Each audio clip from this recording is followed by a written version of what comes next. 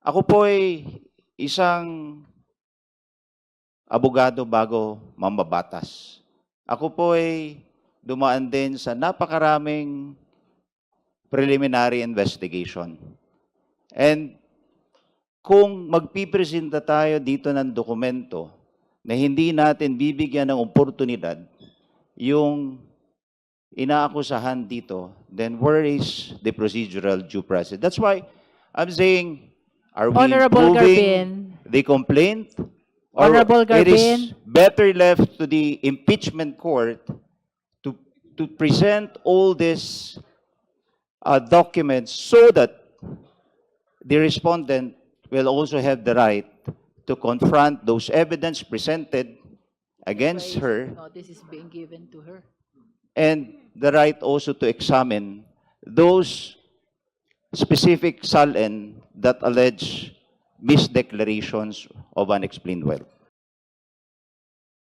Representatives to the Ombudsman, kayo ho'y nagpresenta ng SALN, and what was presented by your office are those SALNs under your custody and the entries, the official entries in those SALN. Tama po ba?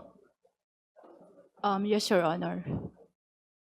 But that entries does not say whether there is a misdeclaration, untruthful declaration, or willful non-disclosure that will lead to unexplained wealth. Tama po ba?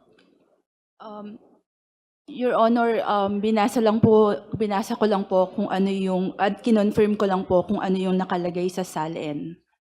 Honorable Garbin, I'm afraid but we are not allowed to raise questions which will go beyond what appears in the SALN.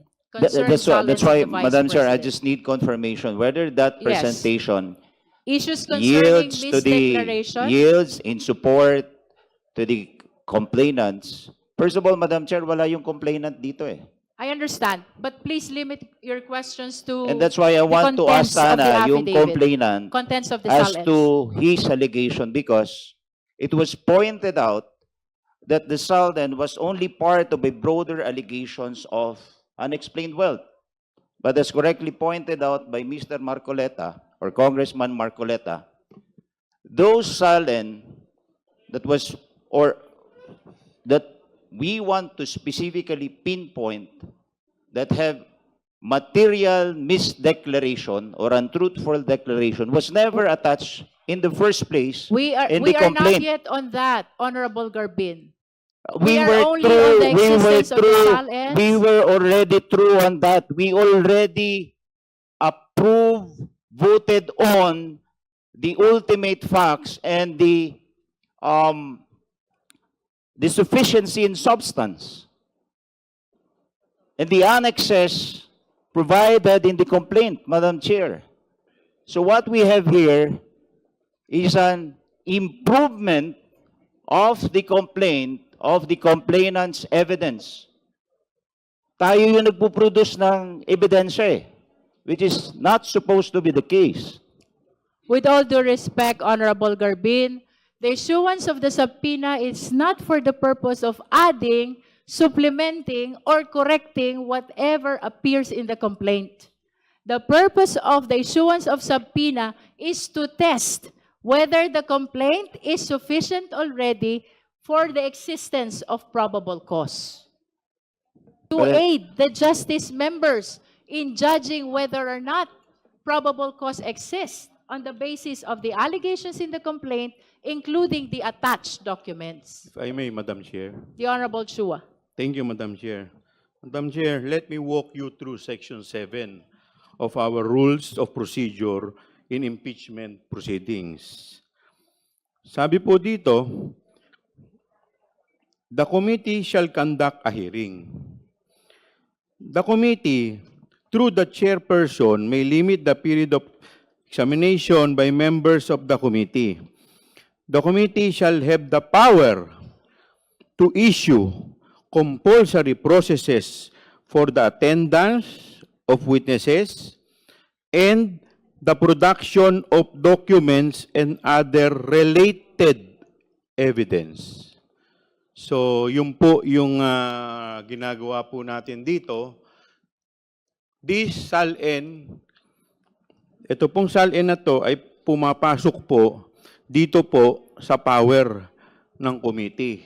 Hindi naman po tayo ang nagsasabi niyan. Ang nagsasabi po niyan ay ang ating rules. Maraming salamat po, Madam Chair.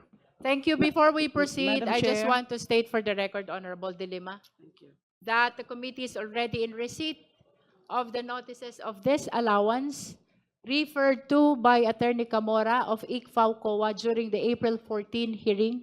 This pertains to the disallowances of the first 3 quarters of the OVP Confidential Fund of 2023, the first, the second, and the third. The total amount of these notices of disallowances is 375 million pesos. So the COMSEC is directed to provide copy of this notices of disallowance to the Vice President, the complainant, and all the members of the Justice Committee. The same is true with respect to the decision referred to as well by Attorney Camora of ICFAO COA.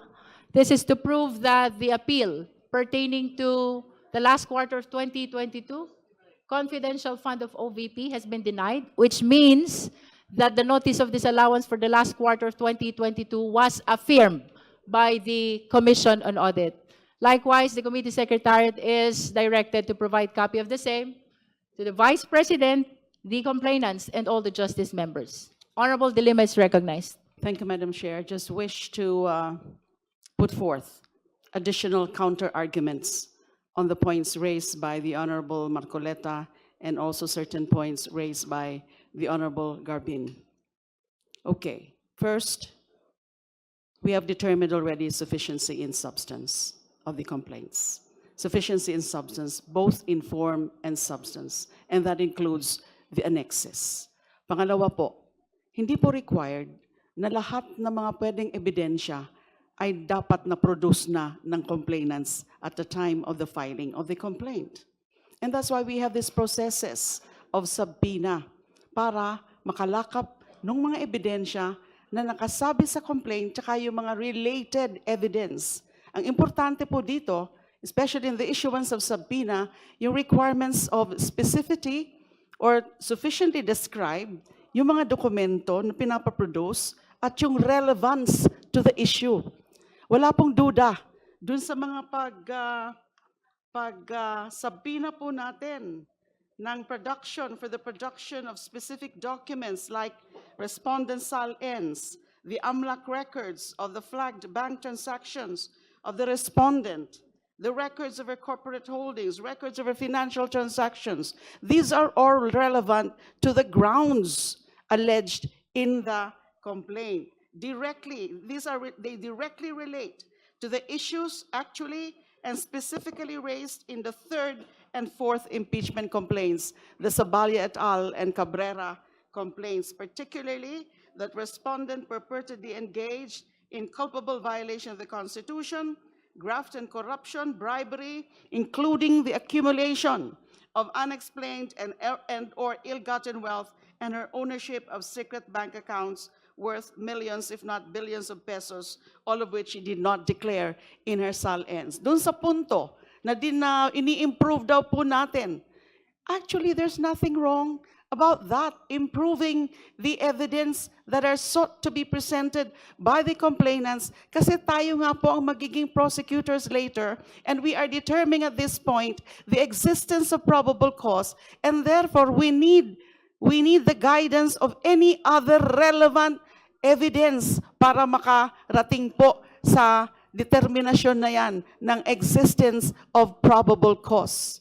We develop, we improve, we ask for other additional evidence as long as they are relevant to the issue or issues as alleged in the complaints. So wala pong mga linalabag dito na mga principles pagdating po sa tungkol doon sa kailangan ba na linalagay lahat o pinipresenta na lahat sa complaint pa lang. So malinaw po yan, Madam Chair, hindi po kailangan. Thank you. Madam Chair. The Honorable Chel Jokno is recognized. Yes, thank you, Madam Chair. Wala naman pong pinagkaiba ang ginagawa ng Committee on Justice dun sa ginagawa ng isang prosecutor na nagko-conduct ng preliminary investigation. Just like a prosecutor under the rules of the House, we have the power to issue subpoena to determine what used to be called probable cause, although what is now called certainty of conviction. And para sa akin, mas mahalaga pa nga yung tungkulin natin na yon dahil wala pa naman po tayo sa adversarial stage. We are very clearly in the inquisitorial stage where we are meant to inquire whether there is sufficient probable cause. Kaya po tayo binigyan ng ngipin ng House rules para makapagsabpina ay para nga makita ang ebidensya. And I'm very disappointed at any attempts to remove that power from us, because that is precisely why the Constitution requires that we conduct a hearing. Yung hearing naman natin, hindi para marinig natin yung salita ng iba't ibang mga nandito ngayon, kung hindi makita mismo yung ebidensya.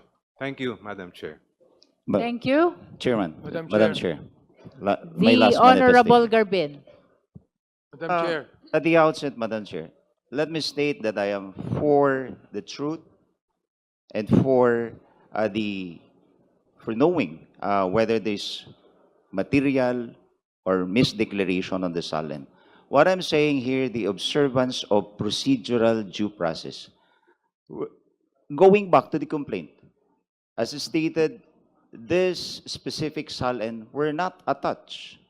And when you say observance of procedural due process, ang tinatawag po doon, paano makakapagsagot yung isang respondent kung wala naman specific allegations doon sa mga iprinisintang SALN? We agree that we have compulsory processes to produce those documents relevant to this hearing, but the absence of giving opportunity to the respondent the right to be heard or to answer, and those specific allegations, it's not even a specific allegation because it was part of a broader allegations of unexplained wealth. Ako po ay isang abogado bago mambabatas. Ako po ay dumaan din sa napakaraming preliminary investigation. And kung magpipresenta tayo dito ng dokumento na hindi natin bibigyan ng oportunidad yung inaakusahan dito, then where is the procedural due process? That's why I'm saying, are we Honorable improving Garbin. the complaint? Or Honorable it is Garbin. better left to the impeachment court to present all these documents so that the respondent will also have the right to confront those evidence presented against her Notice is being given to her. and the right also to examine those specific SALN that allege misdeclarations of unexplained wealth. Honorable Garbin, I just want to state for the record that since the start of the presentation of witnesses and evidence, we've been sending notices to the Vice President, to the respondent, and as a matter of fact, even after every resource person, we are calling the Vice President to check if she is present so we can cater the opportunity to be heard that you are mentioning. Honorable Garbin, in as far as due process is concerned, I honestly believe that this committee has been amply complying in providing the same to the respondent Vice President. And let us all be reminded that this issue raised by the Honorable Garbin is already pending before the Supreme Court. So with the indulgence of the justice members, perhaps we should leave this to the judgment of the Honorable Supreme Court.